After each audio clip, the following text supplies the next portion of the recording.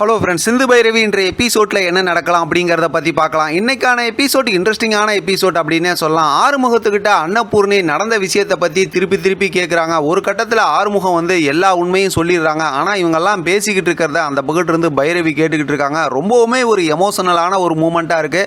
இப்போ பைரவிக்கு எந்த அவமானமும் வந்துடக்கூடாதுன்னு தான் நான் எதுவுமே சொல்லாமல் இருந்தேன் அப்படின்னு ஆறுமுகம் சொல்கிறாங்க. ஆறுமுகத்து மேலே கோவப்பட்டதுக்காக அன்னபூர்ணி ரொம்பவுமே மனம் வருந்தி மன்னிப்பு கேட்குறாங்க. இவங்கெல்லாம் பேசிக்கிட்டு இருக்கிறத பார்க்குற பைரவி நமக்காக இப்படியெல்லாம் நடந்துக்கிறாங்களேன்னு சொல்லி அவங்களுமே அப்படியே கண் கலங்கி எமோஷனல் ஆகுறாங்க. செம்ம சூப்பரான ஒரு மூமெண்ட் அப்படின்னு சொல்லலாம். நம்ம ஏற்கனவே எதிர்பார்த்த மாதிரி சூப்பராக அந்த விஷயத்தை எமோஷனலாக பேசுகிறாங்க. அதை முடிஞ்சதுக்கப்புறம் பார்த்தோம்னா சிந்து கோயிலுக்கு வந்திருக்காங்க. சிவாவுக்காக கோயிலில் வேண்டிக்கிட்டு அந்த விஷயம்லாம் முடிச்சுட்டு இந்தாண்ட வரும்போது எங்கேருந்து பிடிச்சாங்கன்னு தெரில, அந்த சினேகான்னு ஒரு கேரக்டரு அப்படியே வில்லினா அப்படி ஒரு வில்லியாக ஆக்ட் பண்ணுறாங்க. ஏற்கனவே சொன்ன மாதிரி இப்போ சிந்துக்கிட்ட பக்கமாக டைலாக் பேசி முடிச்சதுக்கப்புறம் நீ சிவா கூட சேர்ந்து வாழ்ந்தா உன்னை நான் எதுவும் பண்ண மாட்டேன், ஆனால் சிவாவை நிம்மதியாக இருக்க விட மாட்டேன், அதனால் டிவைஸ் வாங்கிட்டு போயிடு அப்படின்னு சொல்லி ரொம்பவுமே மிரட்டுறாங்க.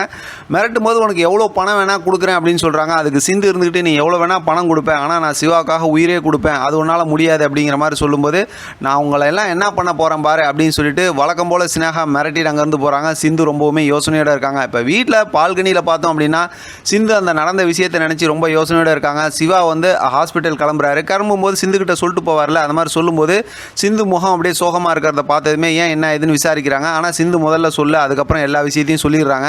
அப்படியே சிவாவுக்கு ரொம்ப ஆத்திரம் வந்தது. அதுக்கப்புறம் சொல்கிறாங்க நீ ஸ்னேகா சொன்னால் என்னை விட்டு கொடுத்துருவியா அப்படின்னு சொல்லி சூப்பராக பேசுகிறாரு. உனக்கு இந்த மாதிரிலாம் கஷ்டம் வர்றது என்னால் தாங்க முடியல டாக்டர் அப்படின்னு சொல்லி சிந்து சொல்கிறாங்க. இதெல்லாம் நீ ஆரம்பத்தில் நீயாவே தாலி கட்டிக்கிட்டு நான் உனக்கு தாலி கட்டினேன் அப்படி இப்படின்னு பஞ்சாயத்தில் போய் சொன்னால, அதெல்லாம் அப்போ நீ யோசிச்சிருக்கணும் அப்படிங்கிற மாதிரி சொல்லிட்டு இனிமேல் நமக்கு வர பிரச்சனை எல்லாத்தையும் நம்ம ரெண்டு பேரும் சேர்ந்து தான் ஃபேஸ் பண்ணணும் அப்படிங்கிற மாதிரி அன்பா ஒரு மாதிரி அக்கறையாக பேசிட்டு போகிறாரு. அதை பார்க்குற சிந்துக்கு ரொம்ப சந்தோஷமாக இருக்குது.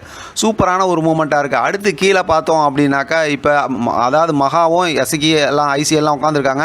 இப்போ எசக்கி இந்த மாதிரி நான் சம்பத் மாறன்ட்ட சொல்லிட்டேன் இந்த மாதிரி காயத்ரிக்கு நிச்சயதார்த்தம் நடக்கிற விஷயத்தை, அதனால் அவங்க இப்போ நல்லா பிரச்சனை பண்ண போகிறாங்க அப்படின்னு சொல்கிறாங்க. ஆனால் அந்த நேரத்தில் நம்ம ஐசு ஒரு காமெடி பண்ணுறாங்க பாருங்கள், நீங்கள் இந்த மாதிரிலாம் பண்ணாதீங்க, இதெல்லாம் சிவானனுக்கு தெரிஞ்சால் அவங்கள விட்டு வெளியில் அனுப்பிடும் அப்படின்னு சொல்கிறாங்க. செம்ம காமெடியாக இருக்குது. நம்ம ஏற்கனவே எதிர்பார்த்த மாதிரி கண்டிப்பாக ஐசு இனிமேல் சிவா சிந்து இவங்களுக்கெல்லாம் சப்போர்ட் பண்ணுற மாதிரி ஆகிடும்.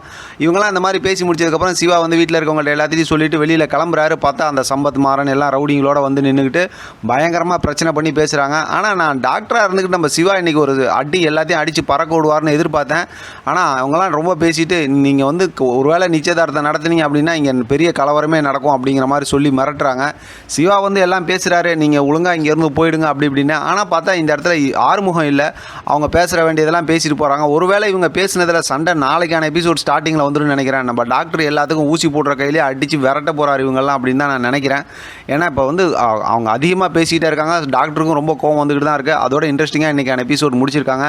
பார்க்கலாம் அடுத்து என்ன நடக்குதுன்னு. இதை பற்றி உங்களோட கருத்து கமெண்ட் பாக்ஸில் தெரியப்படுத்துங்க. தொடர்ந்து ஆதரவு கொடுங்க. தேங்க்யூ ஃபார் வாட்சிங்.